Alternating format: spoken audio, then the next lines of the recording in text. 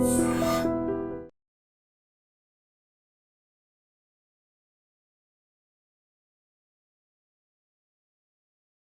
Gold trusted gold buyers. మీరు తాకట్టు పెట్టిన బంగారాన్ని విడిపించి ఈ రోజు ఉన్న మార్కెట్ ధరకు కొనబడను. చదువుకు తగ్గ హోదా, తెలివికి తగ్గ సంపాదన కావాలి. ఇక్కడ బురద బిసుకుంటూ కూర్చుంటే ఏమీ సంపాదించలేం. పైగా మీరు మర్రి చెట్లు లాంటి వారు. మీ నీడలో మా లాంటి చిన్న మొక్కలు పెరగవు. నీ నుంచి విడిపోయి పట్నం వెళ్దాం అనుకుంటున్నాం. భాస్కర్, నా నుంచి విడిపోతారా? మీరు మీరు మీరు నా పంచ ప్రాణాలరా. మీరు వెళ్ళిపోయి నన్ను ఇక్కడ కట్టిగా మిగులుస్తారా? వద్దురా, వద్దు, వెళ్ళొద్దు. తప్పదన్నయ్య, పట్నం వెళ్లి పెద్ద ఎత్తున వ్యాపారం చేయాలని నిర్ణయానికి వచ్చాం. ఏంటా వ్యాపారం? చిట్ ఫండ్ కంపెనీ పెట్టబోతున్నాం. షేర్ మార్కెట్ లో ఎంటర్ అవుతాం. అమ్మటం కొనటం, కొనటం అమ్మటం. ఈ షేరుల్లోనూ రేసుల్లోనూ ఎవరు బతికి బట్టగట్టలేరురా.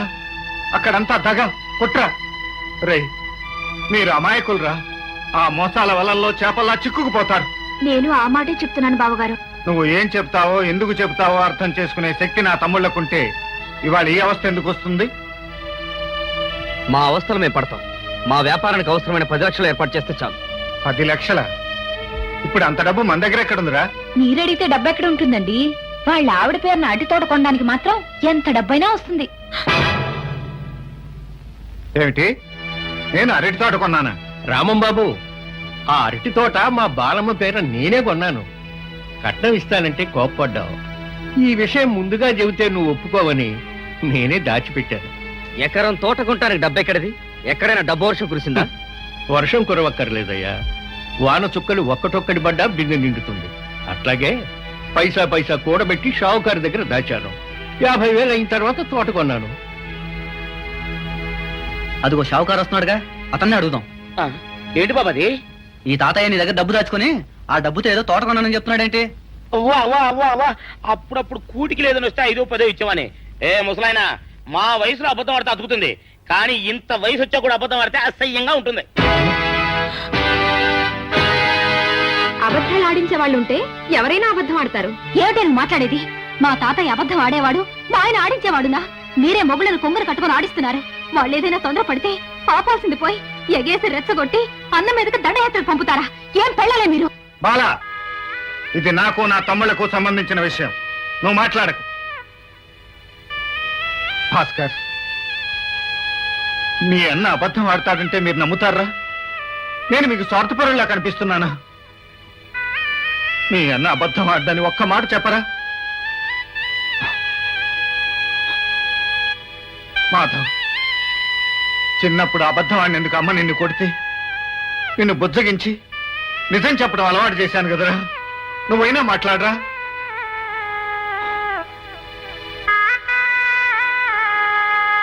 రాజు, నిన్ను ఈ గుండెల మీద వేసుకుని పెంచానురా.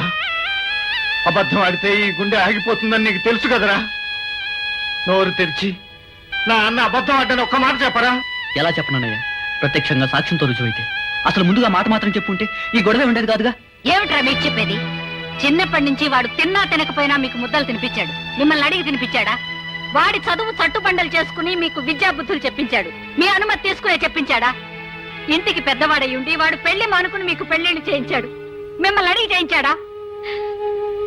14 ఏళ్ల వయసు నుంచి ఈ కష్టాల కావిడి మోసి మోసి వాడి భుజాలు కాయలు కాశాయి.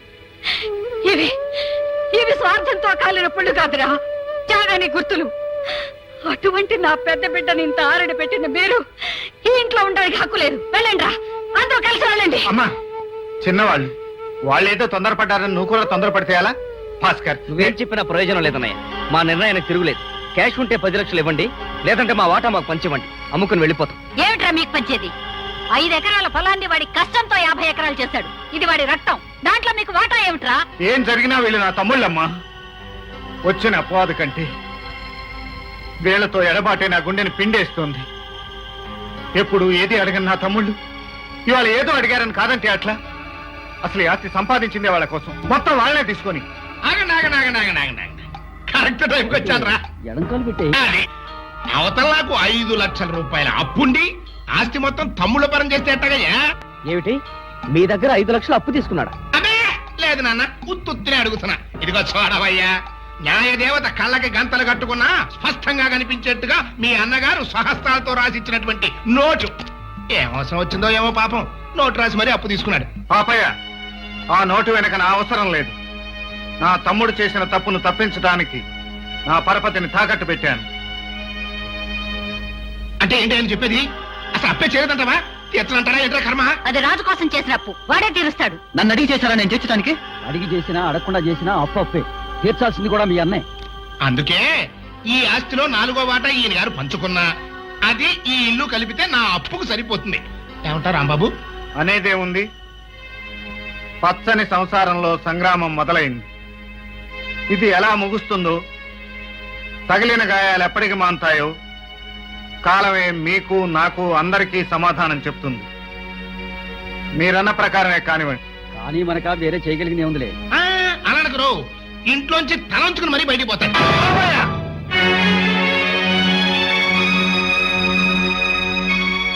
తల వంచుకుని వెడుతున్నది చేత కాకా కాదు, ఓడిపోయి కాదు. లోక జ్ఞానం తెలియని నా తమ్ముళ్ళు నీ ఉచ్చులో తగులుకున్నారు. నిన్ను కొట్టే ప్రతి దెబ్బ వాళ్ళకి తగులుతుంది. అందుకే ప్రస్తుతానికి వదిలిపెట్టి పెడుతున్నాను. చాలా ఎందుకు బాధపడతావు? గుండె దిటవు చేసుకో. మనం ఇంట్లోంచి వెళ్లాల్సింది. పెదబాబు, ఈ వెధవల్ని కన్నా పాపాన్ని క్షమించగలిగితే నన్ను నీతో తీసుకెళ్ళరా. నిన్ను మాతో పాటు ఉండిపోమని ఏం బ్రతిమాలటం లేదు. ఆయనతోనే వెళ్ళు. అమ్మని నాకు ఇచ్చేసినందుకు నీకు చేతులెత్తి దండం పెట్టాను. అమ్మను వదులుకుంటున్న మిమ్మల్ని చూసి జాలి పడాలో తెలియటం లేదు. పదమ్మా.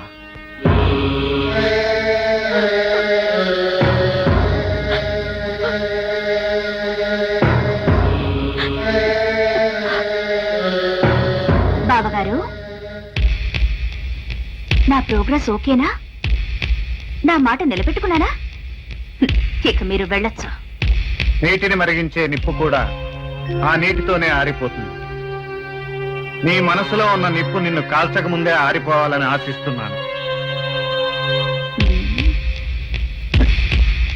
ఏడి?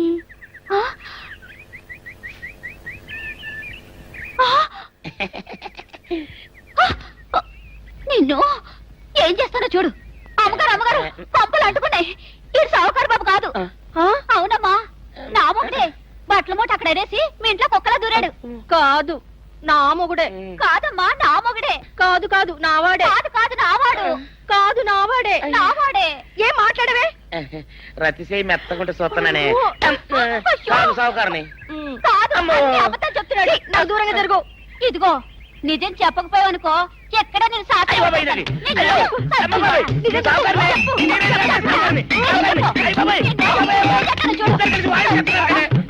నేను నీ మూగుండే. నేను నమ్మను. అయ్యి బాబు. అయితే మన మొదటి రోజు ఏం జరిగిందో నీ చెవులో చెప్తాను, అప్పుడే నమ్ముతావా? చెప్పు. అయ్యో, ఈయన నా మొగుడేనే రత్తి. అనవసరంగా కొట్టాను. నా చేతులు పడిపోను. క్షమించండి బాబు గారు, క్షమించండి అమ్మా. బయట మూట చూసి మోసపోయానమ్మా. క్షమించండి అమ్మా. అయ్యో.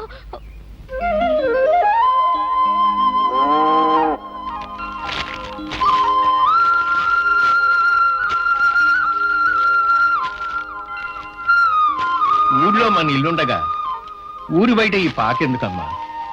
అంతా అక్కడే కలిసి ఉండొచ్చుగా. ఆయన సంగతి నీకు తెలియదే ఉంది తాతయ్య. ఆయన ఇంకొకళ్ళ పంచన ఉండడానికి ఒప్పుకోరు. అత్తయ్య. లేమ్మా, దెబ్బ తగిలిందా? లేదు బాబు, దెబ్బ తగిలితే మాత్రం అత్తయ్య చెప్తుందా ఏమిటి? అయినా నీకెందుకమ్మా ఈ అవస్థ? నువ్వు పని చేస్తే గానీ పాక పూర్తి కాదా? సేతు కట్టడం శ్రీరామచంద్రమూర్తికి చేతగాదనా ఉడత సాయం చేసింది. ఏదో నా బిడ్డ కష్టంలో నేను పాలు పంచుకున్నాననే తృప్తి, అంతేరా.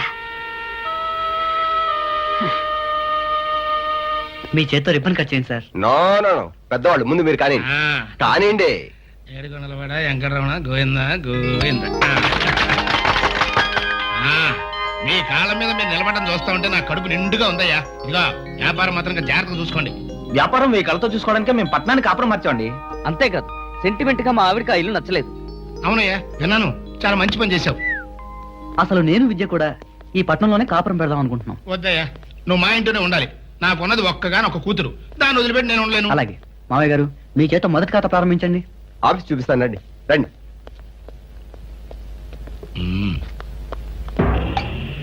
ఏరా వీడు శుభ్రంగా గురుగుతాడంటవా? ఉన్నగా గొరుకుతాడు. వాడు గుడిని, గుడిలో లింగాన్ని మింగే రకం. ఎంత చల్లటి మాట చెప్పావురా. ఆహా, నా చెవుల్లో అమృతం పోసినంత ఆనందంగా ఉంది. లేకపోతే ఈ ఎదవలు వాళ్ళ అన్నకి సపోర్ట్గా వచ్చి నా ఇంటికి వచ్చి నా మీద కర్రెత్తుతారా? సర్వనాశనం అయిపోవాలరా ఇల్లు.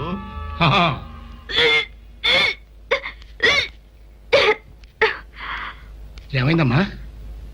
ఆ పాపం ఇంకా నన్ను శాపంలా వెంటాడుతుంది నాన్న. మాతృత్వం ఆడదానికి శాపం కాదమ్మా, వరం. అలా అనకు. తల్లి అయినందుకు సంతోషించు. సంతోషించాలో విచారించాలో నాకు తెలియటం లేదు. మావయ్య, సరుకులన్నీ నిండుకున్నాయి. ఈ పూటకి బియ్యం లేవు. వారం రోజులుగా భూసాయి పొలంలో పనిచేస్తున్నానుగా, ఇవాళ కూలి ఇస్తా అన్నాడు. వచ్చేటప్పుడు సరుకులు తీసుకొస్తాను.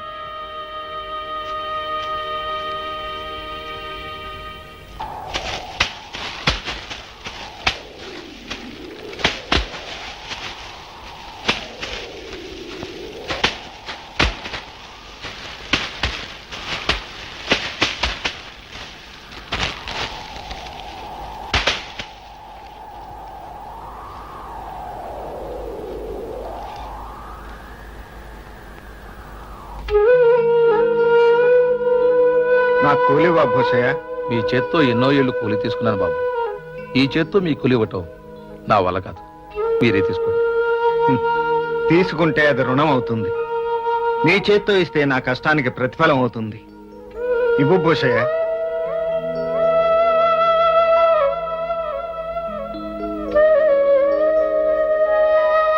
అయ్యో నా తల్లి, ఎంత కష్టం వచ్చిందే నీకు. ఆసుపత్రికి తీసుకెళ్ళడానికి కూడా కానీ లేదు చేతిలో. కొంచెం ఓర్చుకో తల్లి, కొంచెం ఓర్చుకోమ్మా. కొంచెం ఓర్చుకో. ఏమైంది వీరమ్మా? నెలల నుండి నా కూతురు నొప్పులతో బాధపడుతుంది బాబు. మంత్రసాని కూడా వచ్చింది. వాతం కమ్మింది. పట్టణం తీసుకెళ్ళమంటుంది బాబు. మరి తీసుకెళ్లేదే? బండి కట్టిద్దామంటే చేతిలో పైసా లేదు బాబు. ఏం చేయాలో అర్థం కావటం లేదు. ఖర్చులకి డబ్బు ఉంచు. నేను వెళ్ళి బండి కట్టించుకొస్తాను. ఇప్పుడు ఎందుకే నీళ్లు? మంచినీళ్ళు ఎసరు పెట్టడానికి. చాలా మంది ఎసరు పెట్టారు, ఇప్పుడు మీరు పెట్టండి. ఏమిటే నీ ఉద్దేశం? పొద్దున్న నుంచి చూస్తున్నాను, ఏ మాట మాట్లాడినా పెడార్థం చేస్తున్నావు. నీకేమైనా పిచ్చి పెట్టిందా? పిచ్చే. మీరు ఇంట్లో ఉన్నంత కాలం పిచ్చే. అసలు ఎందుకండి పొద్దున్న పనులు చేస్తున్నారు, సాధిస్తున్నారు. మనసులో ఏదైనా ఉంటే అనొచ్చుగా. ఇలా సన్న సన్నగా కోసుకు తింటున్నారు. ఎందుకని? బాలా, ఏమిటా వాగుడు? నా వావుడే మీకు వినిపించింది కానీ ఆవిడ చేసేది మీకేం తెలుసు? నీళ్లు మొయ్యడాలు, సన్నీటి స్నానాలు. తర్వాత ఏమన్నా అయితే కోడలు సరిగ్గా చూడలేదు, అత్తగారు మంచారు పడిందని నన్ను ఆడిపోసుకోవడానికేగా. ఇంక నేను ఓర్చుకోలేను. అత్త ఇంట్లో ఉండడానికి వీలేదు. ఇంకొకసారి ఇలాంటి కొత్త కూర్చోమంటే నేను నొక్కేస్తాను. నువ్వు ఊరుకో బాబు. దానికి ఓపుకున్నంత వరకు వాగనే. నేను దానికంటే ముండేదాన్ని. నువ్వెంత గోల్ చేసినా నేను ఈ చూరు వదలనే. ఈ ఇంట్లోంచి అడుగు బయట పెట్టడం అంటూ జరిగితే అది వల్ల కాటికి. అమ్మా, అత్తయ్య, నీ మనసు నాకు తెలిసి మీతో పాటు నేను ఈ కష్టాలు పడలేనని, ఆ ఇంటికి వెళ్తే సుఖపడతానని నీ భ్రమ. ఆఖరికి ఈ వయసులో ఆగలేరు. వేళకి మీకు ఇంత తిండి పెట్టలేకపోతున్నాను. నా గుండె తరుక్కుపోతుంది అత్తయ్య. తిండి లేకపోతే నేను చచ్చిపోనమ్మా. మళ్ళీ నా పెద్ద బిడ్డ వెలుగు చూస్తే గాని ఏ జీవం మారిపోదు.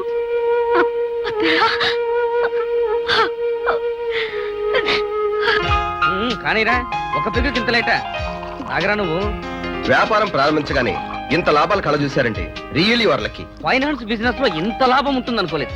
ఎందుకు ఇంతకాలం పల్లెటూరులో పేడవాసంలో మగ్గిపోయామో అర్థం కావట్లేదు. దేనికైనా టైం రావాలి బాబు గారు.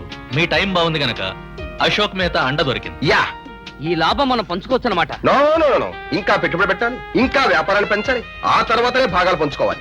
అవును, అదే నిజమే. ఈ పల్లెలో భూములుండి ప్రయోజనం లేదు. మొత్తం అమ్మేద్దాం. ఏమంటావు అన్నయ్య? అలాగే. మాటల్లో పడిపోయి మంది విషయం మర్చిపోకూడదు. Come on. ఆడదాని దగ్గర అమృతం దగ్గర మొమ్మాట పనికారు. Come on, let's enjoy. Oh darling.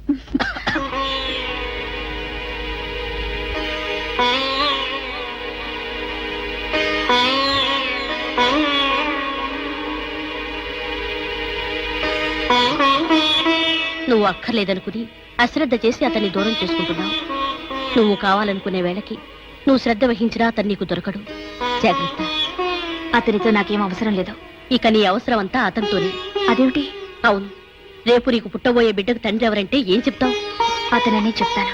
ఒక తాగుబోతుని, ఒక జూదరిని, ఒక వ్యభిచారిని భర్తగా చెప్పుకోవడానికి నీకు నామర్దాగా అనిపించకపోవచ్చు, కానీ అలాంటి వాడు తన తండ్రి అనిపించుకోవడం నీ బిడ్డకు అవమానం కావచ్చు. వదినా, ఇదే అరుపు రేపు నీ బిడ్డ నీ మీద అరుస్తాడు.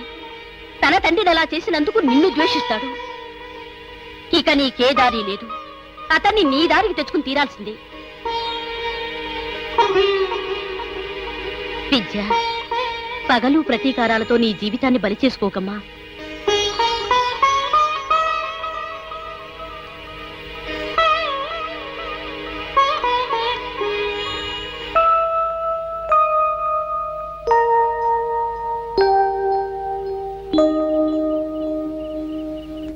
లోపలికి రావచ్చా?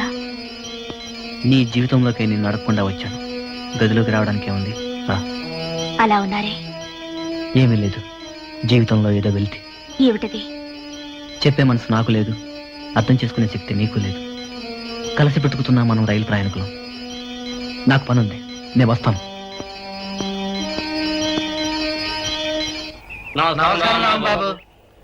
నమస్కారం. ఏటి ఇలా వచ్చారు? తమరు మా చేత ఇళ్ల స్థలాల కోసం అర్జీలు పెట్టించారు కదా బాబు. ఈవేళ మా పేరును పట్టాలు ఇస్తున్నారు. చాలా సంతోషం. ఆ ఇళ్ల పట్టాలు తమ చేత్తో మాకు అందివ్వాలి బాబు. నా చేత్తోనా? అవును బాబు, ఆ పట్టాలు మీ చేతితో అందించాలని కలెక్టర్ గారు చెప్పారు. రండి బాబు, వెళదాం. రండి బాబు.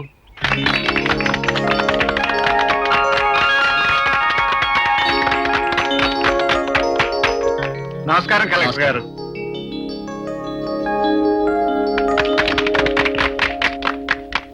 రండి, కూర్చోండి. రామం గారు పూనుకోకపోతే ఈ స్థలాలు మీకు వచ్చేవే కావు. ఆయనే ఎంతో శ్రద్ధ వహించి ఎన్నో పిటిషన్స్ రాసి ఈ స్థలాలు మీకు వచ్చేలా చేశారు.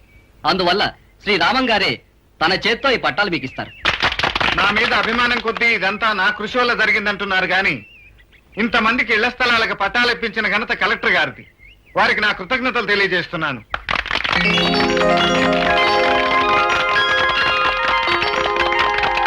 గాదే రామచంద్రరావు, ధవళ మల్లయ్య, జాన సూర్యప్రకాశరావు, వజ్జల విజయ. ఇంతమందికి పట్టాలు తెప్పించి తన చేత్తో ఇస్తున్న ఈ బాబుకి నిలువ నీడా లేదు,